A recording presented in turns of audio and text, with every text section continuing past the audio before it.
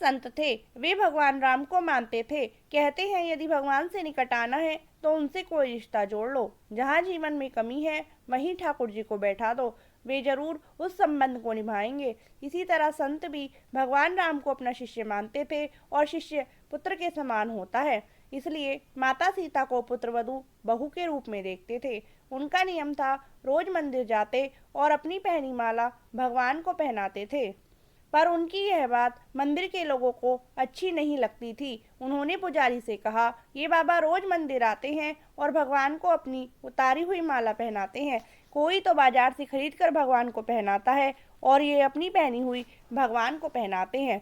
पुजारी जी को सबने भड़काया कि बाबा की माला आज भगवान को मत पहनाना। अब जैसे ही बाबा मंदिर आए और पुजारी जी को माला उतार कर दी तो आज पुजारी जी ने माला भगवान को पहनाने से इनकार कर दिया और कहा, यदि आपको माला पहनानी है तो बाजार से नई माला लेकर आएं।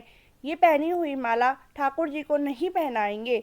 वे बाजार गए और नई माला लेकर आए। आज संत मन में बड़े उदास थे। अब जैसे ही पुजारी जी ने वह नई माला भगवान श्री राम को पहनाई, तुरंत वह माला टूटकर नीचे गिर गई। उन्होंने फिर जोड़कर पहनाई, फिर टूटकर गिर पड़ी। ऐसा 3-4 बार किया पर भगवान ने वह माला स्वीकार नहीं की।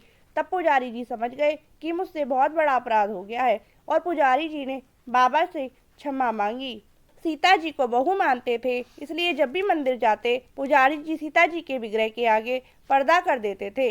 भाव ये होता था कि बहू ससुर के सामने सीधे कैसे आए और बाबा केवल राम जी का ही दर्शन करते थे।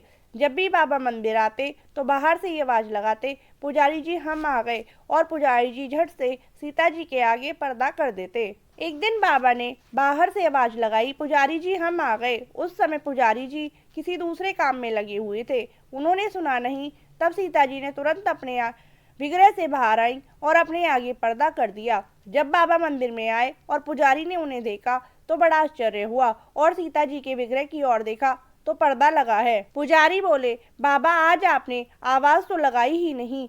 बाबा बोले, पुजारी जी मैं तो रोज की तरह आवाज लगाने के बाद ही मंदिर में आया। तब बाबा समझ गए कि सीता जी ने स्वयं ही आसन छोड़कर आई और उन्हें मेरे लिए इतना कष्ट उठाना पड़ा। आज से हम मंदिर में प्रवेश ही नहीं करेंगे। अब बाबा रोज मंदिर के सामने से निकलते और बाहर से ही आवाज लगाते, अरे चेला राम तुम्हें आशीर्वाद है, सुखी रहो, और चले जाते। सच्चे भक्त का भाव ठाकुर जी रखते हैं और उसे निभाते भी हैं।